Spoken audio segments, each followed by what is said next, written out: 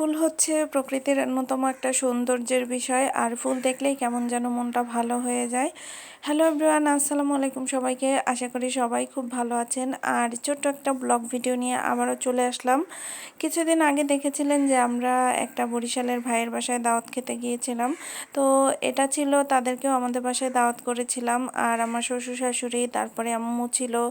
এই কারণে সবাইকে নিয়ে একটা আয়োজন ছিল। তো আয়োজনে মোটামুটি যা পেরেছি করেছি। তো রান্নার মধ্যে শোল মাছ রান্না করেছিলাম, তারপর রোস্ট, গরুর মাংস, খাসির মাথা দিয়ে মুড়িঘণ্ট ছিল, আর সিম আলু ভাজি করেছিলাম। সাথে তো অবশ্যই পোলাও ছিল।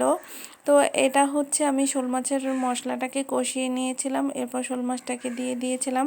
আসলে শীতকালে সব মশলা দিয়ে তারপরে ধনেপাতা দিয়ে শোল মাছ খাওয়ার কিন্তু অন্যরকম একটা মজা আছে।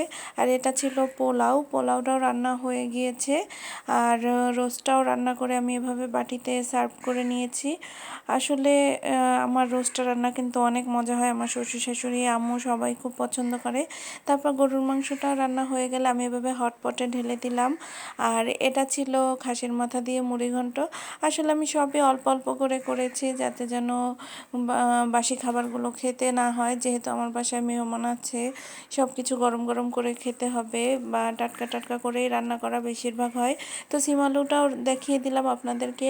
আর এটা ছিল সাদা ভাত, সাথে তো অবশ্যই সালাদ লাগবে। তো আমি হচ্ছে শসা, লেবু কেটে নিয়েছি, আর বোম্বাই মরিচ একটা রেখে দিলাম, সুন্দর একটা বোম্বাই মরিচ কিন্তু।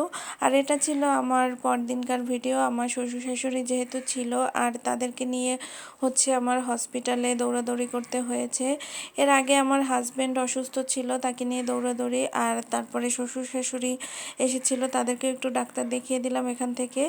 আসলে তারা হচ্ছে টোটাল 15 দিন ছিল। এই 15 দিনে আমার হচ্ছে হসপিটালে যাওয়া আসা করতে হয়েছে। আর এই যে দেখেন, তাদেরকে প্রায় 11টা করে টেস্ট দিয়েছিল। সবগুলো টেস্ট করিয়ে আমরা এভাবে ডাক্তারের চেম্বারের সামনে বসেছিলাম, তাদেরকে রিপোর্ট দেখাতে নিয়ে যাব। তো এই তো ছোট্ট একটা ভিডিও আপনাদের সাথে শেয়ার করলাম। ভালো থাকেন সবাই, আল্লাহ হাফেজ।